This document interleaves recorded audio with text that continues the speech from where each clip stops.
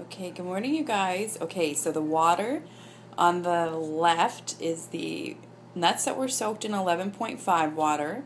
I emptied it and they're actually being soaked again in a second round of water. The nuts on the right were soaking in 9.5 water. I took a picture and nothing, the water got a little bit cloudy, but nothing drastic had happened. So anyways, I'm just going to show you what happens when we dump 11.5 water into the 9.5 washed nuts. And just watch. Oops.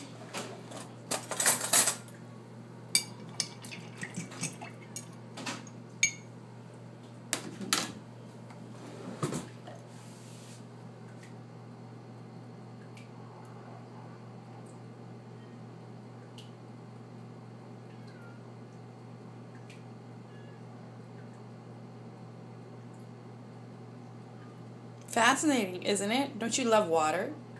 Anyways, after a couple of minutes, these things are going to be, the water's going to be gross and grubby.